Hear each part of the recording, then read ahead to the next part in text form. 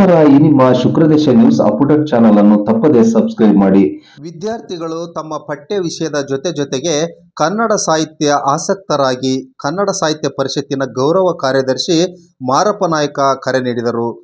ತಾಲೂಕಿನ ಪಲ್ಲಗಟ್ಟೆ ಸ್ವತಂತ್ರ ಪದವಿ ಪೂರ್ವ ಕಾಲೇಜಿನಲ್ಲಿ ನಡೆದ ದತ್ತಿ ಉಪನ್ಯಾಸ ಕಾರ್ಯಕ್ರಮದಲ್ಲಿ ಉದ್ಘಾಟನೆ ನುಡಿಗಳನ್ನಾಡಿದರು. ಪ್ರಾಸ್ತಾವಿಕವಾಗಿ ಎಂ ರಾಜಪ್ಪ ವ್ಯಾಸಗುಣನಹಳ್ಳಿ ಅವರು ಮಾತನಾಡಿದರು. ಉಪನ್ಯಾಸ ದತ್ತಿ ಉಪನ್ಯಾಸವನ್ನ ಹರೀಶ್ ಮತ್ತು ರಾಜಶೇಖರ್ ಅವರು ನೀಡಿದರು. ಕಾರ್ಯಕ್ರಮದಲ್ಲಿ ಮಾಜಿ ಜಿಲ್ಲಾ ಪಂಚಾಯತ್ ಸದಸ್ಯರಾದ ಜಯಲಕ್ಷ್ಮಿ ಮಹೇಶ್, ಉಪನ್ಯಾಸಕರಾದ ಎಎಲ್ ತಿಪ್ಪೇಸ್ವಾಮಿ ಅವರು ಮಾತನಾಡಿದರು.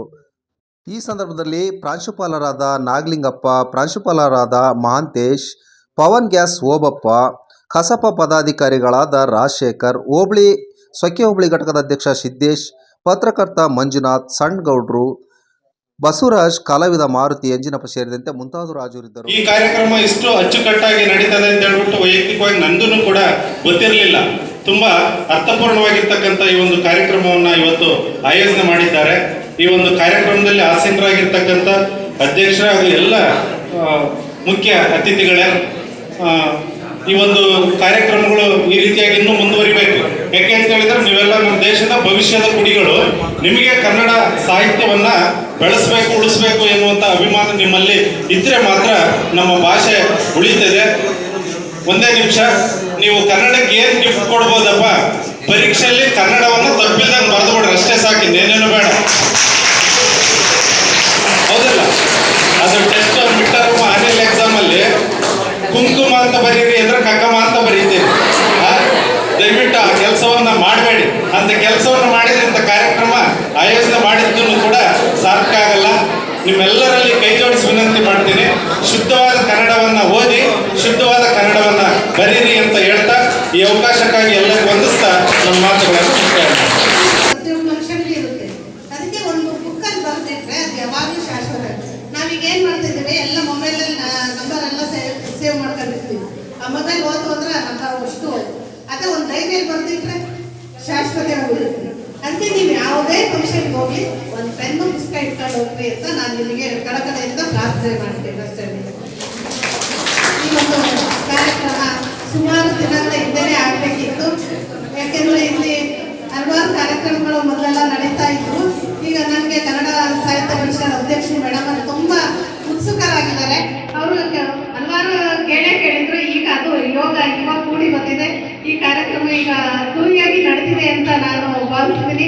ಯಾಕೆಂದ್ರೆ ಬರೀ ಜನ ಸೇರಿ ಜೋರ ಮೈಕ್ ಹಾಕೊಂಡು ಡೊಳ್ಳು ಅದು ಬರ್ಸ್ಕೊಂಡು ಅದ್ದೂರಿ ಅಲ್ಲ, ಹಲವಾರು ವಿಚಾರಗಳನ್ನು ತಿಳಿಸೋದು ಏನಿದಾವ ಅದೇ ಅದ್ದೂರಿ ಕಾರ್ಯಕ್ರಮ ಅಂತ ನನ್ನ ಭಾವನೆ. ಈ ಒಂದು ಕಾರ್ಯಕ್ರಮ ತುಂಬಾ ಚೆನ್ನಾಗಿದೆ. ಯಾಕೆಂದ್ರೆ ಎಲ್ಲೇ ನಡೆದ್ರೂ ಸಹ ಮಕ್ಕಳಿಗೆ ಅವಶ್ಯಕತೆವಾದ ಮಾತುಗಳು ಈ ಕನ್ನಡ ಸಾಹಿತ್ಯ ಪರಿಷತ್ತಿನಲ್ಲಿ ಸಿಗ್ತವೆ. ಇಂಥ ಒಂದು ಕಾರ್ಯಕ್ರಮ ಖಂಡಿತ ನೀವು ರಜೆ ಇದ್ದಾಗ ಎಲ್ಲರ ಕಾರ್ಯಕ್ರಮ ನಡೀತಾ ಅಂದ್ರೆ ಭಾಗವಹಿಸಿ. ತಾಲೂಕು ಮಟ್ಟದಾಗುತ್ತೆ, ಜಿಲ್ಲಾ ಮಟ್ಟದಾಗುತ್ತೆ, ಭಾಗವಹಿಸಿ ತಿಳ್ಕೊಂಡ್ರೆ. ಯಾಕೆಂದ್ರೆ ನಮಗೆ ಇಂಥ ಅವಕಾಶಗಳು ಸಿಗ್ಲಿಲ್ಲ, ಈಗ ಸಿಗ್ತಾ ಇದ್ದಾವೆ. ಈಗೆಲ್ಲ ನಮಗೆ ಏಜ್ ಆಗ್ತಾ ಬರ್ತಾ ಇದ್ದಾವೆ.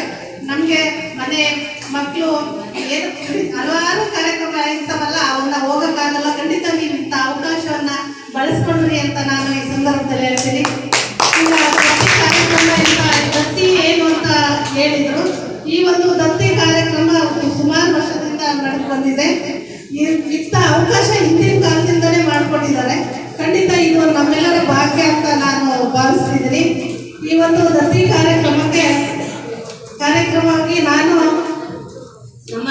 ನಮ್ಮ ತಂದೆ ಸಹ ಹೈಸ್ಕೂಲ್ ಟೀಚರ್ ಆಗಿದ್ರು. ಅವರು ಕನ್ನಡ ಉಪನ್ಯಾಸಕರೇ ಆಗಿದ್ರು.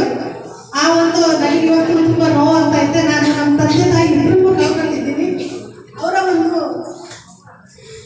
ನೆನಪಿಗೋಸ್ಕರ ನಾನು ಈ ಒಂದು ದತ್ತಿ ಇವತ್ತು ಹೇಳ್ತಾ ಇದ್ದೀನಿ. ನಮ್ಮ ತಂದೆ ಜಿ ಓಂಕಾರಪ್ಪ ಅಂತ, ನಮ್ಮ ತಾಯಿ ಅನ್ಸಿಯಮ್ಮ ಅಂತ. ನೆಕ್ಸ್ಟ್ ಜನವರಿಯಿಂದ ನಾನು ನಮ್ಮ ತಂದೆ ಮತ್ತು ತಾಯಿ ಹೆಸರಿನಲ್ಲಿ ಒಂದು ದತ್ತಿ ಅನೌನ್ಸ್ ಮಾಡ್ತೀನಿ ಅಂತ ಈ ಸಂದರ್ಭದಲ್ಲಿ ಹೇಳ್ತೀನಿ. ಸುಮಾರು ವರ್ಷದಿಂದ ನನಗೆ ನಮ್ಮ ತಂದೆ ಕಳ್ಕೊಂಡಾಗೆ ನನಗೆ ಆಸೆ ಇತ್ತು, ಅದು ನೆರವೇರ್ಸಕ್ ಆಗಲಿಲ್ಲ. ಈ ಒಂದು ನಮ್ಮ ಊರಿನಲ್ಲೇ ಏನಾದ್ರು ಒಂದು ದತ್ತಿ ಕಾರ್ಯಕ್ರಮ ಮಾಡಿದಾಗ ಅನೌನ್ಸ್ ಮಾಡೋಣ ಅಂತ ನಾನು ಭಾವಿಸಿದ್ದೆ. ಇದು ಅವಕಾಶ ಇವತ್ತು ಸಿಕ್ಕಿದೆ. ಖಂಡಿತ ನಾನು ಅವರ ಮಗಳಾಗಿ ಹುಟ್ಟಿದ್ರಿಂದ ನನ್ನ ಭಾಗ್ಯವಂತರು ಅಂತ ನಾನು ಹೇಳ್ತೀನಿ. ಯಾಕೆಂದ್ರೆ ಅಂತ ತಂದೆ ತಾಯಿ ಸಿಗಲ್ಲ, ನಿಮಗೂ ಸಹ ಅಂತ ತಂದೆ ತಾಯಿ ಸಿಕ್ಕಿದ್ದಾರೆ. ಮಾಡಿದ್ದಾರೆ.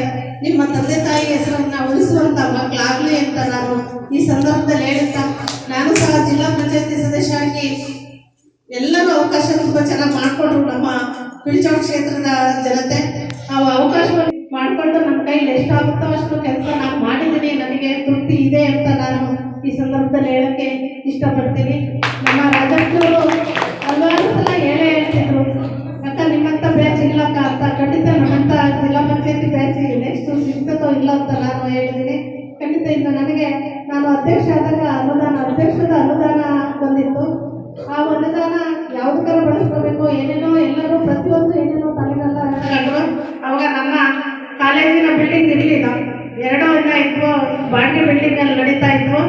ನಮ್ಮ ತಲೆಗೆ ಬಂದಿದ್ದೆ ನಮ್ಮ ಕಾಲೇಜಿನ ಬಿಲ್ಡಿಂಗ್ ಹಾಕ್ಬೇಕು ಅಂತ ನಾವು ಭಾವಿಸ್ಕೊಂಡು ಆ ಒಂದು ಅನುದಾನದ ಒಂದು ನಿಧಿಯನ್ನು ನಾನು 2 ರೂಮಿಗೆ ಅವಕಾಶ ಮಾಡಿಕೊಟ್ರು. ಖಂಡಿತ ನಾನು ಅವತ್ತು ಆ ಅವಕಾಶ ಸಿಗಲಿಲ್ಲ ಅಂದರೆ ಟೈಲರಿಂಗ್ ಮಿಷಿನ್ನು ಅವು ಇವು ಏನೇನೋ ಮಾಡೋಕ್ಕೆ ಅವಕಾಶ ಇತ್ತು. ಆದರೆ ನಾನು ನಮ್ಮ ಸುತ್ತಮುತ್ತಲಿನ ವಿದ್ಯಾರ್ಥಿಗಳಿಗೆ ಅನುಕೂಲ ಆಗಲಿ ಅಂತ ಹೇಳಿ ನಾನು ಈ ಪಟ್ಟಿಟ್ಟು ಉಪನ್ಯಾಸಕರನ್ನ ರೆಡಿ ಮಾಡೋಣ ಅನ್ನಂತ ಉದ್ದೇಶವನ್ನ ಇಟ್ಕೊಂಡು ಅಧ್ಯಕ್ಷರು ಮಾತನಾಡಿದರು. ನಮ್ಮ ಉದ್ದೇಶ ಏನು, ಮಾತನಾಡೋರು ಯಾವಾಗಲೂ ಮಾತನಾಡ್ತಾನೆ ಇರ್ತೀವಿ. ಆದರೆ ಸ್ಥಳೀಯ ಮಟ್ಟದಲ್ಲಿರ್ತಕ್ಕಂಥ ಶಾಲಾ ಕಾಲೇಜಿನಲ್ಲಿ ನಮಗಿಂತಲೂ ಕೂಡ ಹೆಚ್ಚು ತಿಳ್ಕೊಂಡಿರ್ತಕ್ಕಂಥವ್ರು ಇರ್ತಾರೆ. ಅವ್ರಿಗೆ ಹೆಚ್ಚಿನ ಆದ್ಯತೆ ಕೊಡಬೇಕನ್ನಂತಹ ಉದ್ದೇಶವನ್ನ ಇಟ್ಕೊಂಡು ನಿಮ್ಮಿಬ್ಬರನ್ನ ಆಯ್ಕೆ ಮಾಡಿದ್ರು. ದಯಮಾಡಿ ಹರೀಶ್ ಮತ್ತು ರಾಜಶೇಖರ್ ಅವರು. ಯಾಕೆಂದ್ರೆ ನಾವು ಗಮನಿಸಿದ ಮೇಲೆ ಕೇಳಿದ ಮೇಲೆ ಅತ್ಯುತ್ತಮವಾದಂಥ ವಿಷಯಗಳನ್ನು ಬಿಡಿಸಿದ್ರಿ. ಇವರು ಅವರ ಜೀವನ ಚರಿತ್ರೆಯನ್ನು ಬಿಟ್ಟು ಆ ಕಡೆ ಅವರ ವಿಷಯವನ್ನು ತಗೊಂಡು ಹೋಗಲಿಲ್ಲ. ಅವರು ಕೂಡ ಕನ್ನಡ ನಾಡು ನುಡಿ ಜಲ ನೆಲದ ಬಗ್ಗೆ ಎಷ್ಟು ಹೇಳಬೇಕು ಅಷ್ಟು ಬಹಳ ಅತ್ಯುತ್ತಮವಾದಂಥ ರೀತಿಯಲ್ಲಿ ಹೇಳಿದ್ದಾರೆ. ವಿದ್ಯಾರ್ಥಿಗಳ ಒಂದು ಗಮನದಲ್ಲಿಟ್ಕೊಳ್ಳಿ, ಕನ್ನಡ ನಾಡು ನುಡಿ ನೆಲ ಜಲದ ಬಗ್ಗೆ ಇಲ್ಲಿರ್ತಕ್ಕಂಥವ್ರು ನಾವ್ಯಾರೂ ಕೂಡ ಗುತ್ತಿಗೆ ಹಿಡ್ಕೊಂಡಿಲ್ಲ. ಮುಂದಿನ ಜವಾಬ್ದಾರಿ ನಿಮ್ಮ ಮೇಲಿದೆ. ಈ ಭಾಗದಲ್ಲಿ ಅತಿ ಹೆಚ್ಚು ಕನ್ನಡದ ಜೊತೆಯಲ್ಲಿ ತೆಲುಗಿನ ಭಾಷೆ ಇದನ್ನಂತಹದ್ದು ನಾವು ಬಲ್ವಿ. ಯಾಕೆ ಅಂದ್ರೆ ನಾವು ದ್ರಾವಿಡ ಭಾಷಾ ಸಂಸ್ಕೃತಿಯಲ್ಲಿ ಇರೋದ್ರಿಂದ ಅನಿವಾರ್ಯವಾಗಿ ತೆಲುಗಿನ ಶಬ್ದಗಳು ನಮಗೆ ಬಂದೇ ಬರ್ತವೆ. ಕನ್ನಡ ಮಾತಾಡೋ ಪ್ರತಿಯೊಬ್ಬರಿಗೂ ಕೂಡ ತೆಲುಗು ಅರ್ಥ ಆಗುತ್ತೆ, ತೆಲುಗು ಸ್ಪಂದಿಸಿ ಬರುತ್ತೆ ಅನ್ನಂತಹ ಅಂಶವನ್ನು ಹೇಳ್ತಾ ಮುಂದೆ ನೀವು ಈ ನೆಲಜಲ ನುಡಿಯ ಬಗ್ಗೆ ಖಂಡಿತವಾಗಲೂ ನಿಮ್ಮದೇ ಆದಂಥ ಕೆಲಸವನ್ನು ಮಾಡ್ರಿ. ಜೊತೆಯಲ್ಲಿ ನಾವು ಸಿದ್ದೇಶ್ ಅವರಿಗೆ ನಾವು ಹೇಳ್ತಾ ಇರೋದೇನೆಂದ್ರೆ, ಯಾಕಂದ್ರೆ ನಮ್ಮ ಸಾಹಿತ್ಯ ಪರಿಷತ್ತಿನ ಜವಾಬ್ದಾರಿಗಳನ್ನ ಕೆಲವರು ವರ್ಗಾವಣೆ ಮಾಡಬೇಕಲ್ಲ. ಈಗ ಬಿಳಿಚೋಡು ಹೋಬಳಿ ಘಟಕದಲ್ಲಿ ಇವತ್ತು ದತ್ತಿ ಉಪನ್ಯಾಸವನ್ನ ಪ್ರಾರಂಭ ಮಾಡಿದ್ವಿ.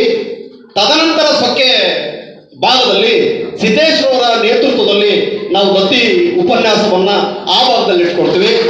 ಇದರ ಜೊತೆಯಲ್ಲಿ ವಿಶೇಷವಾಗಿ ಹೇಳೋದೇನೆಂದ್ರೆ, ನವೆಂಬರ್ ತಿಂಗಳಲ್ಲಿ ಈಗೇನು ನಮ್ಮ ನಿರೂಪಕರು ಹೇಳಿದ್ರು, ನಾವು ಕೇವಲ ನವೆಂಬರ್ ಕನ್ನಡ ನೀರಾಗೋದು ಬೇಡ ಅನ್ನೋಂಥ ಅಂಶ ಇಟ್ಕೊಂಡು ನಮಗೆ ನವೆಂಬರ್ ತಿಂಗಳಲ್ಲಿ ಈ ಜಿಲ್ಲಾ ಸಾಹಿತ್ಯ ಸಮ್ಮೇಳನವನ್ನು 2 ದಿನ ಮಾಡಬೇಕನ್ನಂತಹ ಉದ್ದೇಶ ಇಟ್ಕೊಂಡು ಈಗಾಗಲೇ ಶಾಸಕರ ಜೊತೆಯಲ್ಲಿ ಜಿಲ್ಲಾ ಸಮಿತಿಯವರು, ತಾಲೂಕು ಸಮಿತಿಯವರು ಎಲ್ಲರೂ ಕೂಡ ಸೇರಿ ಚರ್ಚೆ ಮಾಡಿದ್ದೀವಿ. ಚರ್ಚೆ ಮಾಡಿದ ನಂತರ 2 ದಿನದ ಡೇಟ್ ಅನ್ನು ಹೇಳ್ತೀವಿ. ಆಸಕ್ತ ವಿದ್ಯಾರ್ಥಿಗಳು ಈಗ ನಮಗೆ ಹೆಂಗಾಗಿದೆ ಅಂದ್ರೆ, ಖಾಸಗಿಯಾಗಿ ದುಡ್ಡನ್ನ ಕೊಟ್ಟು ಖಾಸಗಿ ಕಾನ್ವೆಂಟ್ಗಳಲ್ಲಿ ಸೇರಿ ಇಂಗ್ಲಿಷ್ ಶಬ್ದಗಳನ್ನ ದುಡ್ಡು ಕೊಟ್ಕೊಂಡು ಕೊಂಡ್ಕೊಳ್ತಾ ಇದೀವಿ. Mummy daddy ಅನ್ನಂತದನ್ನ